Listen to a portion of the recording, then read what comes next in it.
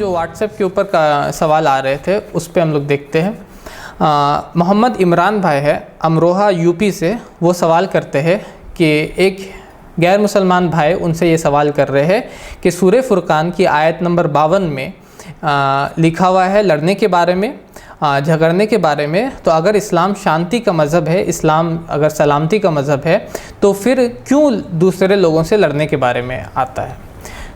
तो सबसे पहले अगर आप पढ़िएगा सूरह फुरकान, ये मेरे हाथ में कुरान है, इसका अगर आप आयत नंबर सूरह नंबर 25 है सूरह फुरकान, आयत नंबर 52 अगर खोलिएगा तो उसमें लिखा हुआ, अगर सिंपल से सिंपल, अगर शॉर्टेस्ट कमेंट्री, सबसे छोटा कमेंट्री भी, छोटा तफसीर भी आप पढ़िएगा, जैसे कि सही इंटरनेशनल है, इंग्लिश का एक कमेंट्री है, इंग्लिश का कुरान का ट्रांसलेशन है, उसमें बहुत ही कम तफसीर है, लेकिन उसमें भी अगर आप जाइएगा तो वहाँ पर वजाहिदहुम जिहादन कबीरा, जहाँ पर वहाँ पर लिखा हुआ कि इनसे, ए नबी सल्लल्लाहु अलैहि वसल्लम, इनसे जिहाद कीजिए, तो वहाँ पर ब्रैकेट में लिखा हुआ है कि जिहाद किस चीज़ से कीजिए? कुरान से।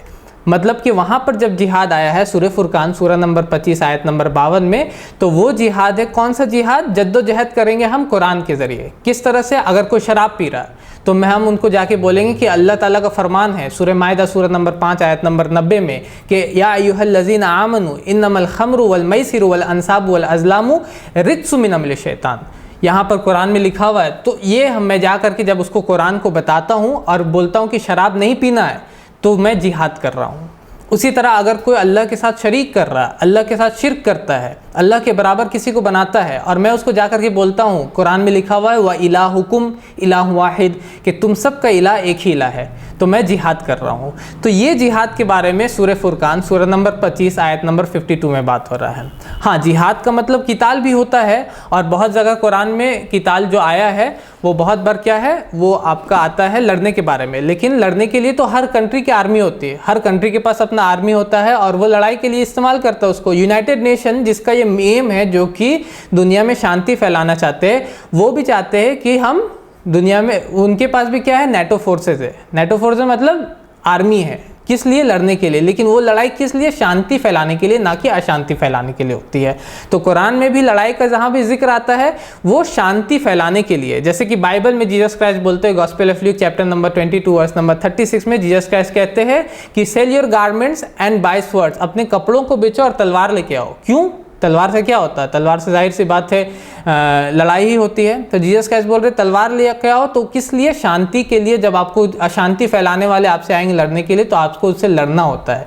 भगवत गीता आप पढ़िएगा तो उसमें भी चैप्टर नंबर 1 वर्स नंबर 43 से 46, chapter number 2 verse number 2, chapter number 2 verse number 3, इन सब में लड़ने के बारे में। लेकिन कौन सी लड़ाई? अगर आप किसी हिंदू भाई से पूछे कौन सी लड़ाई है, वो बोलेगा कि ये अशांति के खिलाफ है, जो कि अशांति फैलाते, जो गलत चीज़ फैलाते उसके खिलाफ है। तो उसी तरह कुरान में भी अगर कहीं पर है लड़ने के बारे में, तो वो बुराइयों के खिलाफ है, बुराइयों से लड़ने के बारे में। ये सूरह फुरकान सूरह नंबर 25 आयत नंबर 52 तो खास करके किताल के बारे में नहीं, खास करके ये कुरान से अल्लाह ताला बोल रहे कि आप जिहाद करो।